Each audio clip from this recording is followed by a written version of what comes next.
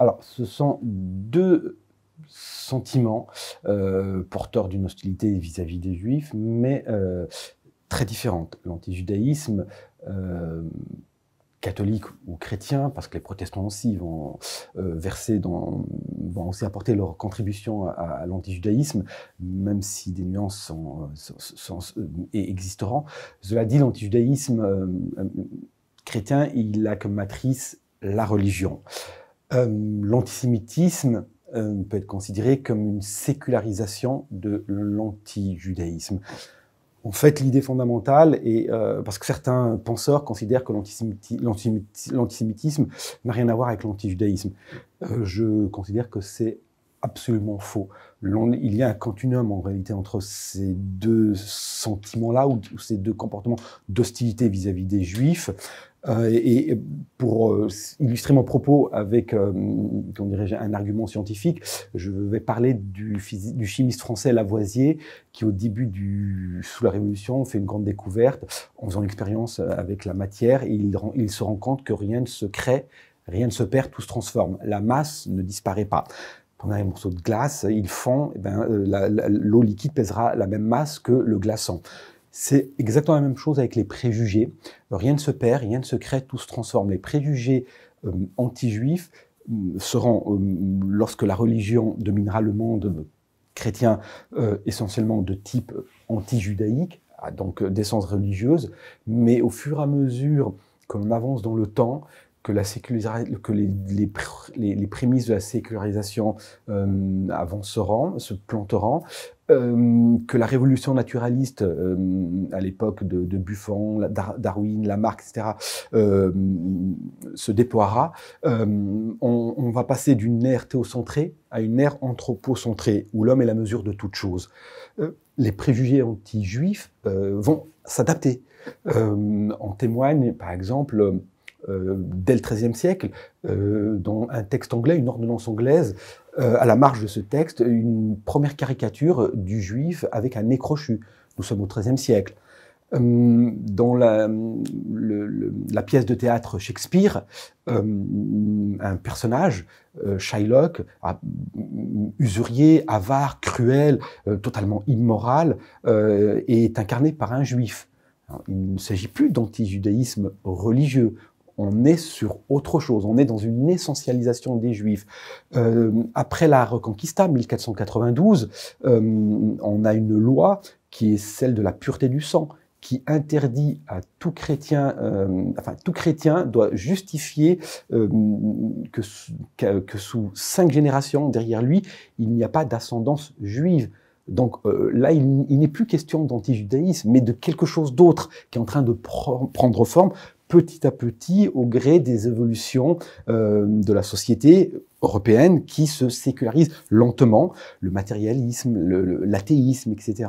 Et puis le siècle des Lumières, qui est un siècle très important où va s'opérer cette transformation, donc passage du théocentrisme à l'anthropocentrisme, et les sentiments hostiles vis-à-vis des Juifs, qui sont très prégnants au Moyen-Âge jusqu'à la Renaissance, ne disparaissent pas. Ils s'adaptent. Certes, il reste toujours de fervents anti-judaïstes et portant sur le juif un regard hostile, motivé par des considérations religieuses. Le peuple décide, mais parallèlement, avec la métamorphose de la société, l'anti-judaïsme initial mute, se transforme et évolue peu à peu vers quelque chose qui est de l'ordre de l'essentialisation. Et au XIXe siècle, avec la révolution anthropologique, la lecture racialisante des mondes pour expliquer les hommes, etc., la révolution polygéniste, parce qu'on considère que l'homme n'est plus, l'humanité n'a plus une origine unique, Adam et Ève, donc une lecture monogéniste du monde, mais polygéniste. L'humanité est diverse. Et au XVIIIe siècle, on a des textes écrivant qu'il n'y a aucune raison de penser qu'un noir est semblable à un blanc, tout comme un mouton n'est pas l'équivalent d'un crabe. On a ces textes-là. C'est le début d'une lecture racialisante de l'homme. C'est la raciologie qui va déboucher sur le racisme scientifique, et les préjugés anti-juifs, hostiles aux juifs, s'adaptent, et comment dirais-je, se raccroche à ces théories-là, et on a la naissance de sentiments ou d'une théorie qu'on va appeler antisémite, qui est une essentialisation des Juifs dans un contexte racialisant. Les Juifs sont une race. Ce n'est plus un peuple porteur d'une religiosité, mais une race avec des tares, entre guillemets, avec une propension à faire du mal, à comploter. Ils étaient l'ennemi du Christ, suceurs de sang. Ils sont les capitalistes, suceurs de la sève des pays. Ils gangrènent les pays. Enfin, on est dans une lecture différente, effectivement, du sentiment anti-juif, mais qui a tout un continuum historique avec l'antijudaïsme catholique du Moyen-Âge. Voilà donc pour l'antisémitisme qui, à mon sens, n'est pas du tout quelque chose qui est né comme ça de nulle part au XIXe siècle. Il s'inscrit dans un continuum, une longue histoire des rapports d'hostilité du monde chrétien vis-à-vis de l'altérité juive.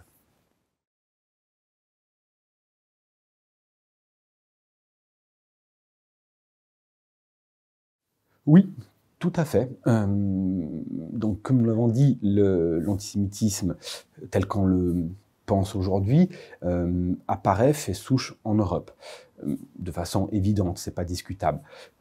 Ensuite, le monde musulman, qui va commencer à connaître de grandes difficultés, notamment le califat ottoman, qui va s'effondrer sur lui-même. L'Europe, qui, elle, fait l'histoire, domine le monde, en réalité, va pénétrer et influencer le monde musulman, tout simplement culturellement parlant, et puis aussi par une présence physique. Les Européens, à la faveur de l'effondrement du califat ottoman, s'emparent de pans entiers du monde musulman, notamment les Anglais, les Français, et donc les contacts entre les chrétiens du monde musulman, en particulier les chrétiens arabes, parce qu'il y a des contacts très importants du fait de la présence des Anglais, des Français dans ces parties du monde, va favoriser l'influence de la pensée occidentale, moderne, mais y compris chez les Turcs, et notamment chez le mouvement des jeunes Turcs, qui va donner lieu, produire ce qu'on appelle la Turquie moderne, débarrassée, selon eux, des archaïsmes religieux, etc. Et on trouvera d'ailleurs parmi les militants dits jeunes turcs, des individus favorables au discours anti-juif, mais ils seront minoritaires. Dans le monde arabe, des penseurs et des intellectuels chrétiens vont, donc par contact du fait du contact avec des penseurs occidentaux, faire sienne, en tout cas épouser ces idées-là, et notamment les idées antisémites. On peut citer le cas de Azouri, qui va partir, qui est un intellectuel maronite libanais, qui va partir s'exiler en 1904 à Paris. Il y rencontrera un certain Barès, donc antisémite, comment dirais-je, qu'on ne présente plus, et il va retourner dans son pays d'origine en écrivant des textes, des livres, et dans lequel ce Azouri, qui est un donc, militant chrétien nationaliste arabe, il va reprendre à son compte dans ses écrits l'accusation de meurtre rituel, qui n'existait pas auparavant. Et donc là, je vais citer l'exemple comment, du point de vue juif, cette inquiétude va être palpable, parce que les Juifs vont commencer à se rendre compte que les musulmans, petit à petit, commencent aussi à, du fait des contacts entre chrétiens et musulmans, à croire en ces accusations, notamment de meurtre rituel, de meurtre de sang. Et je vais citer ici le directeur de l'Alliance israélite universelle, Saul Somek. Alors le directeur de l'Alliance israélite universelle est un mouvement juif européen qui vient en aide aux minorités juives d'Orient. Alors, il dit « L'accusation de sang, de meurtre rituel, autrefois monopole des chrétiens, a gagné la population musulmane indigène, qui avait toujours vécu en parfaite harmonie avec les Israélites. Les fauteurs des derniers troubles sont en effet tous musulmans, et comme le mal est contagieux, il est à craindre qu'il ne se reproduise sur d'autres points de l'Égypte où vivent des groupements israélites isolés. Nous sommes au XIXe siècle, donc le directeur de l'Alliance juive universelle est très, très inquiet de la diffusion des thèses antisémites, comme celle de l'accusation de meurtre rituel, parmi les populations musulmanes. Ces accusations, comme il le dit très bien, n'existaient pas les siècles auparavant. Elle n'a jamais existé. Quelques cas, un cas ou deux sous les Ottomans, mais qui a été vite, comment dirais-je, traité, et c'était le fait de chrétiens convertis à l'islam. Mais tout ça pour dire que cette accusation n'a jamais fait souche en terre d'islam, mais à l'époque moderne, elle va commencer à se diffuser, et c'est le début de ce que j'appelle le transfert de la pensée ou des sentiments antisémites venus d'Europe dans le monde musulman, et en particulier arabo-musulman, avec comme vecteur privilégié les intellectuels du monde arabe de religion chrétienne. Donc nous avions parlé du transfert donc de cette pensée antisémite de l'Europe vers le monde arabo-musulman. Ce transfert au départ est marginal. L'influence antisémite européenne dans le monde arabe reste malgré tout anecdotique, même s'il y a matière à s'inquiéter ici et là, parce que des populations musulmanes reprennent à leur compte les thèses notamment du crime de sang, du crime rituel.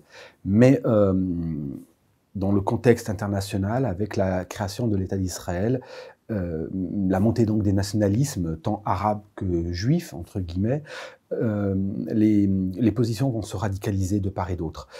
Et dans le monde arabe, on va cette fois assister à une, comment dirais-je, à un développement de l'antisémitisme de nature européenne, repris par des intellectuels arabes, par la presse arabe, par la rue arabe. On a une véritable déferlante des thèses antisémites dans le monde arabe, bien sûr à la faveur de ce conflit israélo-arabe, qui est un conflit dur, complexe, avec une dimension psychologique très importante, dont on parle peu. Le monde juif, en tout cas du côté israélien, il y a la blessure terrible de l'Holocauste, des pogroms, donc il y a ces stigmates-là, la blessure de l'anéantissement, la disparition, les génocides, etc. Et pour le monde arabe, en déclin, il y a la blessure de la dépossession, la perte de la Palestine, est quelque chose qui est vécu durement, très durement. Le monde arabe, qui est sorti de l'histoire depuis les Abbassides, vit très très très difficilement, très cruellement cette prise de la Palestine. Et on est dans une radicalisation de la pensée et surtout un déclin du monde arabe, car l'expression antisémite, anti-juive radicale qui va se développer dans les années 60, 70, 80, 90, alors elle est impressionnante d'un point de vue production, quantité, mais elle est absolument déconcertante parce qu'elle en dit long sur le déclin de la pensée arabe. Le monde arabe n'en finit pas de décliner, et l'expression antisémite